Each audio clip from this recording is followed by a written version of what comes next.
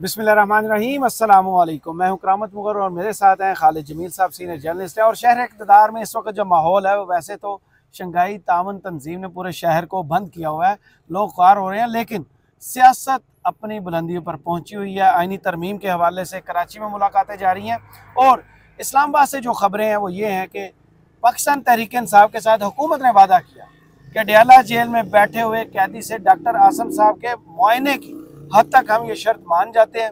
आज का दिन गुजार दिया उन्होंने, कितना बड़ा ब्लफ किया है पीटीआई के साथ। और अब पीटीआई के पास क्या ऑप्शंस बचते हैं? मेरा ख्याल है कि ये धोखा देना तो इनकी कोई नई बात नहीं है, पुरानी आदत है। इससे पहले भी कई बार धोखा दे चुके हैं। इसीलिए इमरान खान या उसकी हमशीरें बार बार कहती थी कि हमें एक भरपूर एहतजाज करना चाहिए जी। तो और अभी भी पीटीआई को ये भरपूर एहतजाज करना पड़ेगा। और ये धोखे की जो रवायत है ना, ये नवाब नौरोज खान से शुरू हुई थी।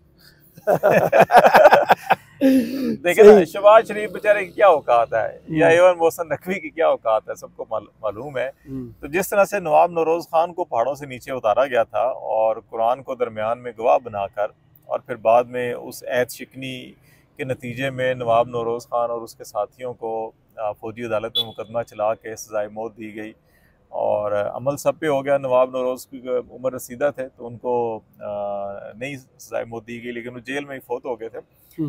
तो ये वादा खिलाफी की रवायत वहाँ से चली आ रही है। मेरा ख्याल है कि ये तमाम सियासी जमातों को देखना चाहिए कि, और फिर उन सियासी जमातों को भी देखें, अगर 22 अगस्त को आपने कौमी मफाद के लिए, और मेरा ख्याल है कौमी मफाद नहीं था, वो काजी फ़ाइज़ की जान बख्शी के लिए भी किया था, क्योंकि उस दिन काजी साहब को सुना है कि वो इतनी उनकी कांपें टांग रही थी कि जिस कुर्सी पे बैठे थे वो भी कांप रही थी।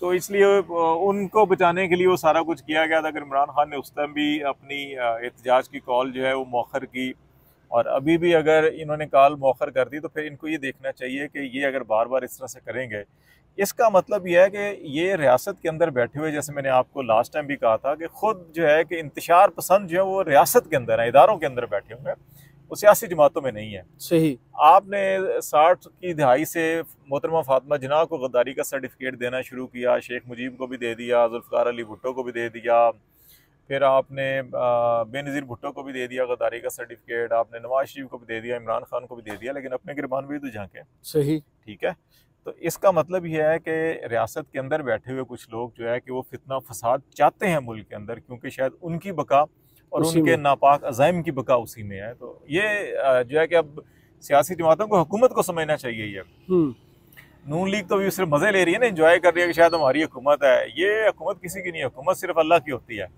हाकमियत अल्लाह की, हाकमियत अल्लाह की है, और वो अवाम जो नायब होते हैं उसके बंदे, उनके जरिए फिर वो वोट के जरिए देता है। तो अल्लाह ने तो किसी और को दिया था, अब ये उसके अंदर अमानत में खयानत कितना बड़ा जुर्म है, ये इनको सोचना चाहिए। सही। तमाम मुजरिमों को।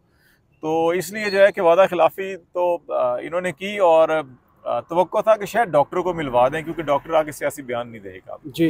लेकिन ये इतने बददियानत हैं, ये इतने कमज़र्फ लोग हैं कि देखो, अल्लाह ताला ने कहा कि वो क्या नाम था उसका, अब्दुल्ला बिन नबी जी, पहली सफ में खड़ा होकर नमाज पढ़ता था रसूल पाक सल्लल्लाहु अलैहि वसल्लम के पीछे, और सबसे बड़ा मुनाफिक था। सही। ठीक है, कि मुनाफिक जो है कि वो बात करता है तो झूठ बोलता है, वादा करता है तो तोड़ देता है। और तीसरा क्या था उसका कि मेरे ज़हन से निकल गया। अच्छा।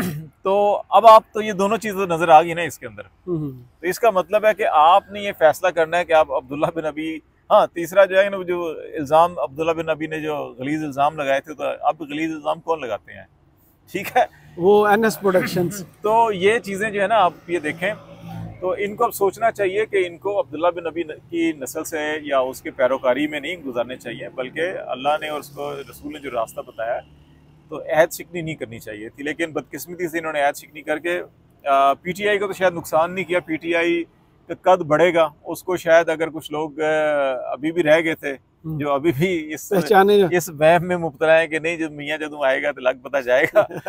तो वो उनको भी अंदाजा होगा कि अच्छा कि ये वादा खिलाफी, और अगर उन्होंने बड़ेपन का मुजाहरा किया तो उनको भी बड़ेपन का मुजाहरा करना। 3 वादा खिलाफी हो चुकी हैं पीटीआई ने, पहले भी इमरान खान ने भी बात मान ली थी, अब इनकी कमेटी ने, बैरिस्टर गौहर ने भी बात मान ली। अब पीटीआई के पास ऑप्शन वही है एहतजाज की कॉल या कोई और फोरम भी है? नहीं, मेरा ख्याल है कि पीटीआई के पास सिर्फ एक ही ऑप्शन है, क्योंकि अभी जिस तरह से इन्होंने पार्लिमानी पार्टी का हंगामी इजलास बुला लिया, पार्लियामेंट का इजलास ही बुला लिया, कैबिनेट का इजलास ही बुला लिया, तो इसका तो मतलब यह है कि कल शाम को आप एससीओ ख़त्म हो रही होगी तो कल शाम को पार्लिमानी कमेटी जो है कि अपनी जो है कि फाइनल इस चक्कर में है कि अच्छा परसों को साड़ी तंबी ला के ना ले जावे, ठीक है, तो अच्छा जी कल ही कर लो भाई। आपको इसका मतलब है कि सारी दुनिया ठीक कहती थी कि आप फ्रॉडिये हैं, कि आप एससीओ की आड़ के अंदर फ्रॉड कर रहे हैं पूरे मुल्क के साथ, कौम के साथ, आइन के साथ, अदलिया के साथ, अवाम के साथ। आप जो है कि वो फ्रॉड आप अमलन आपने साबित कर दिया कि अभी कल ख़त्म नहीं होगी तो आपने कल ही रख लिया जी, कल गामी इजलास रख लें। और पीटीआई कह रही है हमारे बंदे नहीं है पूरे यहाँ पे नहीं है, तो आप एक दिन आगे जो शेड्यूल था उसी शेड्यूल के मुताबिक करें, ताकि जो तय हुआ था इन्होंने कल ही करेंगे।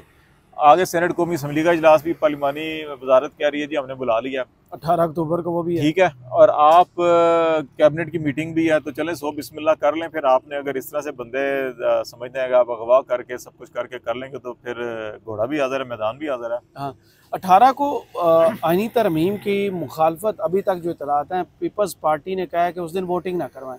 इससे आगे खबर की कोई डिटेल नहीं है। और दूसरी जानब कराची में मौलाना जो हैं वो खुद चल के बिलावल के घर पहुँचे, ये कितना बड़ा साइन है कुछ मौलाना पर? क्योंकि कल की तकरीर के मुताबिक तो मौलाना ने कहा कि भाई काला मुसवदा है, काला शापर था, काला लिफाफा था, सब कुछ। और अब मौलाना वहाँ खुद चल कर जा रहे हैं, कल वो नवाज शरीफ से मिलेंगे और फिर पीटीआई की बारी आएगी। देखें तो मौलाना ही अभी तक धुले हैं इस सारी सीरीज। देखो मौलाना जो है ना वो फैसला कुन किरदार अदा करेंगे वो, और मौलाना ने जो खाया है कि जी हमारी ये तरमीम है, यही इसी पे हम इनसे बात करेंगे। सही। पहले वो आए थे मौलाना साहब को मनाने अपनी तरमीम के लिए, सही, जो मौलाना इनकार कर दिया। फिर मौलाना ने अपनी तरमीम पेश की, अपना मुसवदा पेश किया, अब वो अपने मुसवदे पे उनको कायल करने जा रहे हैं। राइट, किरदार चेंज हो गया ना। पहले मौलाना की मदद दरकार थी उनको, तो वो चल कर आए मौलाना के पास।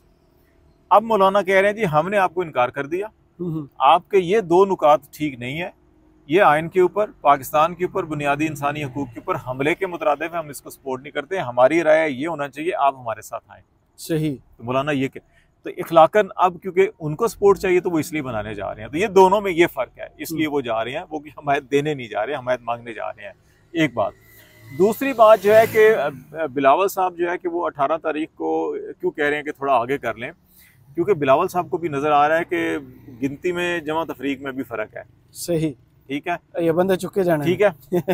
पहली वारी सी, पहला टास्क सी मोहसिन नकवी साहब दे नून लीग दा, वो पुठे पै गए, राइट, उल्टा हो गया, ठीक है। पहले मियाँ साहब ते मोहसिन नकवी साहब ना उन्होंने सारा काम पुठा पै गया, शिकस्त हो गई। सही, उनकी सुने अच्छी खासी इज्जत अफजाई भी हुई है। जी जी बिल्कुल, ठीक है। अब उनकी भी कोशिश होगी कि यार अच्छा वोट तो हमारे ज्यादा है ना, चलो फॉर्म 45 है, 47 है, 48 है, 49 है, जो भी है, तो नंबर तो साढ़े ज्यादा ना, वज़ीर आज़म साढ़ा, साड़ी अगर बेइज्जती हुई है तो चलो ਇਹਦਾ भी शौक पूरा करा दो। राइट, ठीक है। ये भी बहुत रोज सवेरे सुबह शाम मोहब्बत में ट्वीट किया जा रहा है, तो ये समझता है कि वोट ये ले जाएगा तो चलो इसको भी गिराते हैं हम, अच्छा आओ जी 18 ਨੂੰ वोटिंग करा लो। अब उसको पता है नंबर पूरे नहीं है, ये कहते नहीं आओ करा लो, तो इनकी आपस में भी खटपट है जिसका वो उसका अक्कासी आपको नजर आ रही है। बदला ले। पीटीआई ने कल कमेटी के इजलास का तो चलें बाइकआउट कर दिया, एहतजाज की कॉल भी अभी आना बाकी है, लेकिन कल अपनी पॉलिटिकल कमेटी का उन्होंने इजलास तलब कर लिया। जो खबरें आज आई हैं पिछले इजलास की कि पीटीआई के अंदर गंडापुर वर्सेस हमाद अजहर जो हैं वो काफ़ी मामलात ख़राब हुए हैं, कोई तल जुम्मों का तबादला हुआ है, एक दूसरे को ताने भी दिए गए हैं, तुम रोपोश हो, तुम सरकारी वसाइल पर बैठे हो। ये कितना ख़तरनाक है पीटीआई के लिए, क्योंकि इमरान खान से लाइन कटी हुई है। अच्छा देखें, जितनी बड़ी सियासी जमात होती है ना उसके अंदर उतनी ही ज़्यादा ये जुमले तल्ख और बल्कि कुर्सियाँ चलती हैं वहाँ तो। अच्छा, आप पीपल्स पार्टी उठा के देख लें। सही, जब भुट्टो साहब थे, जब बेनज़ीर भुट्टो साहबा थी, आज पीपल्स पार्टी के अंदर कभी हुआ है कि अच्छा ओहदे के लिए, मनसब के लिए या आगे बैठने के लिए, स्टेज पे पहुंचने के लिए जो है कि किसी के कपड़े खींच के फाड़े गए हों या किसी को उठा के फेंका गया स्टेज से। जब मोहतरमा थी तो होता था, क्यों? पार्टी बड़ी थी, उसका टिकट उसका वोट बिकता था, सही। फिर मियाँ साहब का एक ज़माने में टिकट बिकता था, तो मियाँ साहब के जलसों में भी ऐसे होता था, कुर्सियाँ चलती थी, सब कुछ होता था। तो अब उन दोनों का कुछ बिकता नहीं है, इसलिए कुछ होता भी नहीं वहाँ पर। बड़ी मुश्किल से नंबर पूरा वो स्टेज भरते हैं, बड़ी मुश्किल से बंदियां नु नान कीमे खवा खवा के तुझे कहते हो। तो ये पार्टी बड़ी है। अच्छा, यहाँ पे अब आप दो चीज़ें हैं। एक तो ये है कि अच्छा कुछ चीज़ें जेन्युइन है, जहाँ पे वो कहते हैं कि हमें ये करना चाहिए, क्यों नहीं कर रहे, जज्बात है और हकायक भी हैं। जैसे हमने बात स्टार्ट की, आपने किया जी धोखा हो गया उनके साथ, ठीक है, उन्होंने कमिटमेंट की, धोखा हो गया उनके साथ, तो ऐसे जज्बात हैं। दूसरी तरफ जो है कि फिर मेरे जैसे और आप जैसे दोस्त मोहब्बत भी दिखाते हैं ना। खबर चलाने वाले कौन है? जो कभी किसी के बेडरूम से व्यागरा ले आते हैं, हाँ। ठीक है ना, फिर उसी जिसके कमरे से व्यागरा लेकर आते हैं उसको कहते हैं नहीं ये तो नेल्सन मंडेला ही यही है पाकिस्तान का। हाँ, तो पाकिस्तान को तो बुरहान से यही निकालेगा। सही। तो वो खबरें भी चलाने वाले वो है ना। तो फिर उनके पीछे खबरें देने वाले कौन है? वो फिर मैं फातिमा जना से बात शुरू करूंगा और अभी तक लेकर आऊंगा। तो इसलिए ये कहानियां सारी कहानियां हैं, लेकिन इसके अंदर कुछ चीज़ें जो है वो ये है कि पार्टी के अंदर दो राय हैं। एक जो है जो मुफाहमती रास्ते पे चल रहा है, ठीक है, अच्छा देख के आगे बढ़ना चाहिए। एक है जो कहता है नहीं इस वक्त डू एंड डाई की सिचुएशन है, दिन वक्त ही नहीं है हमारे पास। अब देखें ना, आप इधर एससीओ खत्म होगी, कल शाम को जो है कि एससीओ के लोग वापस जा रहे होंगे और शाम को पार्लिमानी पार्टी जो कह रही होगी जी मसौदा फाइनल करें आकर, ठीक है, तो वो कह रहे वक्त ही नहीं है। तो इसलिए मेरा ख्याल है कि जो हुआ उसमें तलखी भी हुई होगी, बातें भी हुई होंगी। अगर अमाद अदर को ताने दे रहा है तू रूपोश है, तो उसने आगे से कह भी दिया होगा कि तू भी तो अद्धे रात छड़ के चला गया, 12 जिले फिर के गया, ठीक है ना। तो ये इतना बड़ा मसला नहीं है। असल मसला अब ये है कि पीटीआई फैसला क्या करती है, और मेरा ख्याल है फैसला वो वही करेगी जो पहले फैसला था कि एहतजाज करना है। सही, आपने टाइम दे दिया। अब जब वो एहतजाज करेंगे और बंदे लेकर आएंगे और अगर वो कहेंगे नहीं अब हमने डी चौक घुसना ही घुसना है, जो करना है कर लो, साडा पुट लो जो पुटना है तुसी, तो उनके पास वजन होगा कि भाई आपने हमसे वादा किया था कि हम आपको डाला जेल में मुलाकात करवाएंगे, आपके डॉक्टर की आपने करवाई नहीं, आपने धोखा दे दिया। सही, अभी धोखा दिया, पहले धोखा दिया, उससे पहले धोखा दिया, तो अब आ जाए फिर मैदान में आ जाए। जिसके पास ताकत है, जिसके पास वोट है, उसी की हुकूमत है। फॉर्म 45, 47 पे हम यकीन नहीं करते। ताकत जिसके पास है, माइट इज राइट आप कर रहे हैं ना, तो आए पे माइट इज राइट देख लेते हैं। मेरे ख्याल अब उनको यही करना चाहिए। सही। मुसवदे पर सबसे ज्यादा मौलाना बोल रहे हैं कि इत्तफाक राय पैदा हो गया। एक इतराज ये किया जा रहा है कि पीटीआई की तरफ से मुसवदा नहीं सामने आया। पीटीआई को किसी मुसवदे की जरूरत है ईरानी तरमीम के लिए, या बिल्कुल चुप करके खामोश से बैठ के बाहर जैसे तमाशा देखा जाता है वैसे ही देखे? नहीं, मेरा ख्याल है कि पीटीआई को देखो, जब आपका मौकफ ये है कि ये पार्लियामेंट जाली है जी, ये 17 सीटों वालों को हुकूमत बना के दे दी गई है, तो फिर आप उन 17 सीटों वालों को आईनी मुसवदा और तरमीम क्यों करवा रहे हैं? इसलिए कि साहब बहादुर की ख्वाहिश है, ठीक। तो इनको मेरा नहीं ख्याल कि कोई अपना मुसवदा देना चाहिए। हाँ, ये ज़रूर है कि क्योंकि मौलाना साहब के साथ इनकी सियासी एडजस्टमेंट हुई है और उनकी जो तरमीम है और ये समझते हैं कि अच्छा ठीक है इनके अंदर वजन है, और अगर उसके ऊपर कोई आते हैं तो फिर अगर ये चाहें तो अभी, लेकिन तो अगर बाईकाट कर रहे हैं तो बाईकाट कर रहे हैं तो इसका मतलब है आप किसी के साथ नहीं खड़े हैं ना। और अगर मौलाना की भी वो तजवीज़ नहीं मानी जाती, और अगर वो नहीं मानी जाती तो फिर वो तो सूट ही नहीं करती नून लीग को, और इवन पीस पार्टी को सूट नहीं करती, इवन साहब बहादुर को सूट नहीं करती, इवन काजी साहब को सूट नहीं करती, जिन्होंने इतनी मेहनत करके जो है अभी भी जो है कि वो लगे हुए 17 को भी और 21 को भी तारीखें लगाई हुई हैं, पेशियां लगाई हुई हैं, और लगे हुए हैं, डटे हुए हैं और मुसलसल टकरे मार रहे हैं कि जनाब अच्छा जो 4-5 दाने हैं ना दूं मैं फैसले करावा, फुल कोर्ट ना बुलावा। सही, तो वो लगे हुए हैं। तो वो जिनकी आपने बात की उन पर कराची में बड़ी सख्त तकरीरें हुई हैं कि बलूचिस्तान से जो भी आया उसने हमारा सर नीचे किया। क्या लायर्स मूवमेंट देख रहे हैं आप? क्योंकि पूरे मुल्क में इस वक्त तालिब इल्म निकले हुए हैं सड़कों पर, अब लायर्स निकलेंगे, पीटीआई निकल दी है, तो माहौल क्या होगा फिर? लायर्स निकल जाए कितने बड़ी निशानी होगी। हुकूमत जितनी जल्दबाजी में ये सब कुछ कर रही है ना, वो इसीलिए कर रही है कि अभी तो चलो ये मुअज़्ज़ज़ मेहमानाने ग्रामी, मुल्क की इज्जत और तौक़ीर जो खुद हमने बूट के नीचे कुचल कुचल के 70 सालों में मुंह पे कालख मल दिया, पूरे वो स्याही जो बूटों वाली स्याही थी ना, बूट तो चमके नहीं है, वो पूरे मुल्क के मुंह के पूरी दुनिया को दिखा रहे हैं मैं क्या। सही, ठीक है।